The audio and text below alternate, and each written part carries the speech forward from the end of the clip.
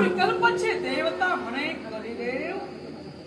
हे कलिदेवते, तुझ्या दैवी तत्वाला शुद्ध बुद्धी नमस्कार तू कलिदेव ना. देव म्हणजे काय रे? या विश्वाच्या ठिकाणी भक्तांच्या संरक्षणार्थ नवे नवे तर भक्ती तत्व सतेज ठेवण्यासाठी जे झटतात तो देव होय ना.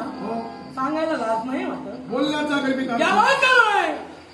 एका स्त्रीवर देवानं शस्त्र उचलणं कितपत योग्य रे?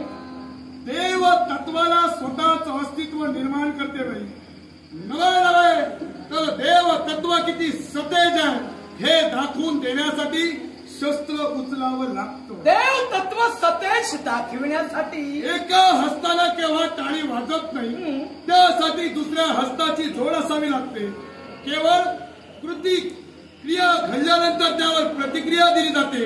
क्रिया सांगितल्यानंतर उलट उत्तरानंतर का प्रतिक्रिया आली असेल तर युद्धाविना पर्याय उरत नाही. युद्धाविना पर्याय नाही. तुम्ही देव तत्वात मोडता. मग देव तत्वानं माणसाशी द्वंद्व करणं आणि त्यातल्या त्यात सामान्य स्त्रीशी द्वंद्व करणं तुम्हाला शोभा देत. सामान्य स्त्री हे शब्द तुमच्या मुखातून बाहेर पडले. तुम्ही जरी तुम्हाला सामान्य म्हणत असाल तरी मी तुम्हाला सामान्य म्हणणार. म्हणून याला कारण आहे तेवढं तत्व आणि तेवढं सत्व तुमच्यापाशी आहे. आणि ज्याच्याजवळ तत्व आणि सत्व आहे त्याच्याशीच बोलण्यात अर्थ आहे.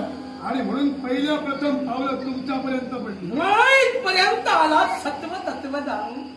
कलिदेव, कोणत्या अधिकारानं तुम्ही इथपर्यंत आला? तो संप्रत चालू आहे कलियुग.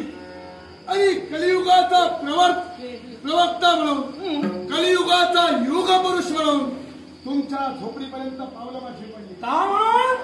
केवळ आजपर्यंत इतरत्र देवतांची भक्ती तुम्ही केला. मग संप्रत चालू असताना कलियुगात या कलिदेवाची भक्ती करावी या मनधैर्याने तुमच्यापर्यंत. कलिदेव, शुद्ध बुद्धी ब्राह्मणानं आतापर्यंत कैक देवतेंची भक्ती केली आणि त्याच ब्राह्मणानं म्हणे तुमची भक्ती करावी. काय हो, तुम्हाला कलिदेव का म्हटलं गेलं? कल्प विकल्पाची देवता म्हणून. आणि कलह प्रिय देवता म्हणजे जिथं जिथं गेला तिथं क्लेश भांडण निर्माणच केला. आणि त्यातलं त्यात इथं तेच तुम्ही केला. आता मला सांगावं, याच्यापूर्वी जेवढी युग झाली त्या युगात तुमची भक्ती कुणी केली का? करण्याचा प्रश्नच उद्भवला नाही. का म्हणून? कारण चांगलं काम कधी केलंच नाही. सांगायला काही वाटत नाही. वाटणार का? चांगलं काम करण्यासाठी कधी पाठवणूकच झाली नाही म्हटल्यानंतर चांगलं काम करणारच नाही. दुसऱ्यांना पाठवण्यापेक्षा याला कारण आहे ज्या वेळी पाठवणूक आमची करण्यात आली त्यावेळी धुडगुसात घालण्यासाठी पाठविलं. त्यावेळी सत्कर्म करण्यासाठी जर का पाठविलं असतं निश्चितच सत्कर्म सुद्धा आम्ही सांगकाम्या म्हणून तेव्हा तुम्ही प्रत्येकाजवळ गेला. सांगकाम्या म्हटलं तरी चालेल. याला कारण आहे 3 युगात मी बंदिस्त होतो. बंदिस्त? स्वतःच्या उजव्या हाताला स्वतःची जिवा आणि डाव्या हाताला स्वतःचं शीर्ष धरून 3 युग बंदिस्त असणारा कलिदेव या कलियुगाच्या ठिकाणी मुक्त झाला. मग का त्या कृतीत तुम्ही उभे राहिलात? याला कारण काय? याला कारण जर काय असेल तर प्रत्येकानं स्वतःची जिवा नेहमी सांभाळावी.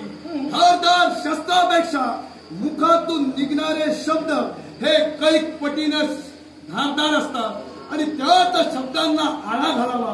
आणि दुसरी गोष्ट, मी माझं शिश्न का धरिलं तर स्वतःच्या इंद्रियांवर ज्याला नियंत्रण मिळविलं तो या विश्वाच्या ठिकाणी तरुण गेला. म्हणून ही माझी होती. तुम्ही कितपत तुमच्या इंद्रियांवर ताबा ठेवला? तो तुमची बायको कोण? माझी बायको कोण? काय म्हणायचं? तुझी बहीण दुरुक्ती ना. मग त्या दुरुक्तीशी लग्न केलं तेव्हा आठवण नव्हती या गोष्टी? लग्न करणारा मी पहिलाच की का? याच्यापेक्षा तू जेव्हा जन्माला आलास तेव्हा याच कृती होतात. आणि 3 युग, एक हात शिवेवर दुसरा शिशावर हा तुझा होता, मग तेव्हा आठवण या कृतीची नव्हती. अरे दुसऱ्या जवळ बोट टाकण्यापेक्षा स्वतः काय करायला हवंय हे स्वतः ठरवायचं. मी माझ्या भगिनी सोबत विवाहबद्ध झालो म्हणून माझ्यावर बोट ठेविला होय ना. विश्वाचे उत्पादन करते विरांची सत्य लोकनाथ यानं स्वतःच्या कन्याशी विवाहबद्ध झाला. त्यावेळी तुम्ही काही त्याला बोलण्यासाठी प्रश्नच येत नाही. कारण देव आहे.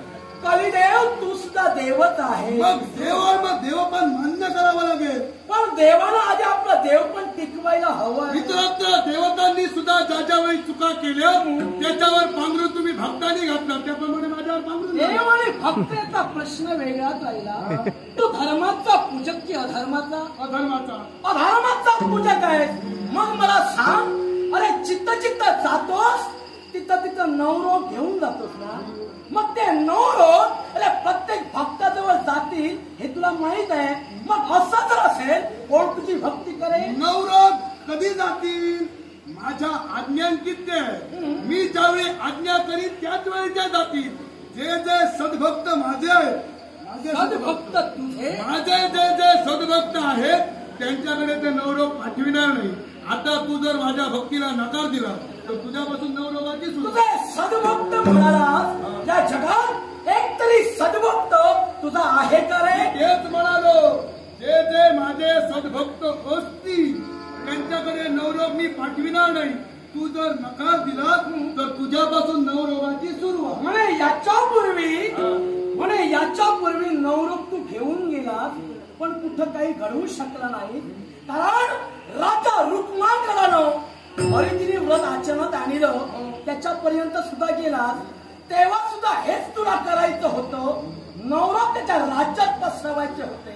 पण एकादशी व्रताचे नियम अगदी त्यानं अखिल जनतेला ठेविले आणि जेणेकरून तुला काही शक्य झालं नाही म्हणून राजा रुक्मांगदाशी वाद घातला. अखेर काय झालं? अरे त्यानं तेव्हा तुला बंदिवान करून ठेविलं. मान्य.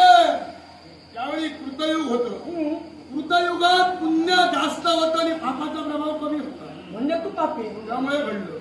मी अधर्माची देवता आहे. बरोबर आहे. मी अधर्माची जरी देवता असलो तरी भक्त करण्यासाठी मी सुखकर आहे.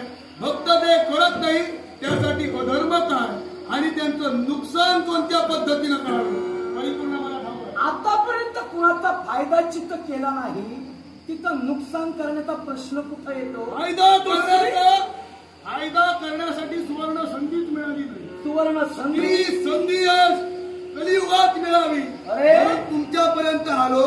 तुम्ही सुरुवातीला नाही करायला तुला सुरुवात संधी मिळाली नाही. मग मी धर्म करू की अधर्म करू? तुला संधी मिळाली नाही. काय म्हणायचं आपल्याला? राजा परीक्षितानं 4 जागा तुला दिल्या. 5वी जागा म्हणजे सोनं ते सुद्धा मागून घेतलं. मी मागून घेतलं. मग 4 जागात गेल्यावर तिथं तुझं अस्तित्व तुला ठेवायला लाविलं. ती जागा तुझी नाही. निश्चितच होती ना. मी नाही कुठं म्हटलं. 4 जागा ज्या होत्या त्या शुद्ध नव्हत्या, अशुद्ध होत्या. होय ना. त्या हीना जागा होत्या. कुठंतरी उच्चतम जागा हवी म्हणून सुवर्ण मागितलं. सुवर्ण मागितलं त्यानं देऊ केलं. क्षणार्धाच्या निमिषार्धात त्याच्या मस्तकी असलेल्या मुकुटात मी प्रवेश केला. होय ना. याला कारण इतरत्र जागा अशुभ होत्या. ती एकच जागा शुभ होती. फक्त शुभ जागा. या विश्वात शुभ जागा अन्य नाहीत का? मग आहेच जर असतील तर इथं येण्यापेक्षा तिथं का नाही गेला? याला कारण आहे भक्ती मार्ग या कलिदेवाचा सतेज ठेवायचा आहे. या विश्वाच्या ठिकाणी याच्या पुढे फक्त कलिदेवाचे भक्त निर्माण करायचा आहे. भक्ती मार्ग सतेज ठेवायचा आहे. मग ज्या कुलात ज्याचा जन्म झाला त्यानं स्वतःच्या कुलदेवतेला भजणं चुकीचं आहे. निश्चितच भजावा मी नाही म्हणत नाही. पण सांप्रत कलियुग चालू आहे म्हटल्यानंतर माझी सुद्धा भक्ती करावी असं मला सुद्धा वाटतं. तो तुझ्या मनाचा प्रश्न झाला. जिथं माझ्या मनाचा प्रश्न झाला.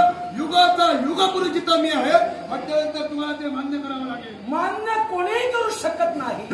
कारण जी नवविधा भक्ती निर्माण झाली ती नवविधा भक्ती केल्याविना अरे प्रत्येक माणूस राहू शकत नाही. कारण भक्तीविना मुक्ती नाही आणि मुक्तीविना मोक्ष नाही. त्या मोक्ष पदाच्या सायुज्य पदासाठी जो मरत मानव थटू लागला तो तुझी भक्ती कार्य करेल. भक्ती जर का केली नसेल लक्षात ठेव ऐकाच्या देवतावनी प्रत्येकाला स्वैराचारीपणे नवविध भक्ती क्षणार्धात संपुष्टात आली अरे माणसा बरोबरच नव्हे तर ज्यावेळी शाश्वत भक्ती मिळाली त्या भक्तीशी सुद्धा संघर्ष केला. एवढंच कशाला तर या युगात धर्म एका पायावर उभा आहे. त्याचा सुद्धा पाय तोडायला तूच केला होतास ना. मग काय रे तो धर्म नष्ट तुला करायचा आहे अधर्म तुझा उच्चांक गाठायचा आहे. मग का तुला भजावं. माझी भक्ती केल्यानंतर इतरांचा धर्म सांगायचे काही गरज नाही. फक्त माझी भक्ती करत धर्माचा पाय मी मोडणारच मोडणार. अरे अधर्माचा पूजक तू. अरे अधर्म केलं असताना का तुझी भक्ती करावी. कारण अरे याच्या माग प्रल्हादाच्या जीवनातही तू प्रवेश केला. प्रल्हादाला तुला बंदिस्त करून अरे कांदे खायला दिले त्याची तरी आठवण आहे ना. पूर्ण आठवण. मग त्यावेळी राजा मणिभद्राच्या आयुष्याचा पुरेपूर वाट तू लागली. तर वास्तवेत तू निर्वाह प्रवेश करून अति गैर कृत्याच्या कर्मी केलं.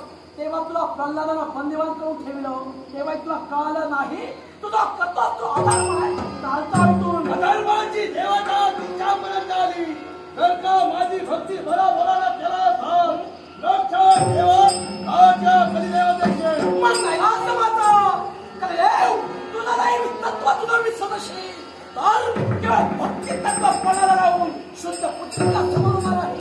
सावधान संताबुद्धी तुझं भक्ती आहे सतेज आहे मग ते तुझं भक्ती पणा या कलियुगाची प्रखरता तुझ्या समोर मी या कलियुगात मंत्राचे देव झाले.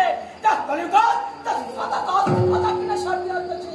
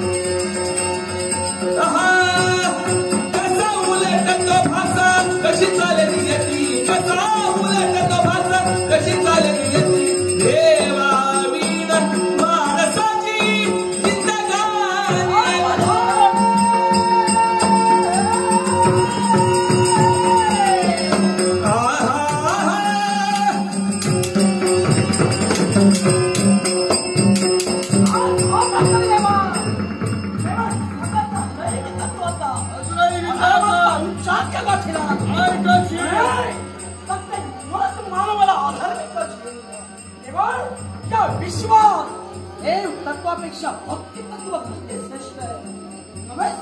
त्या गायत्री मातेची उपासना केली. त्या गायत्री मातेचं स्मरण करून भक्ती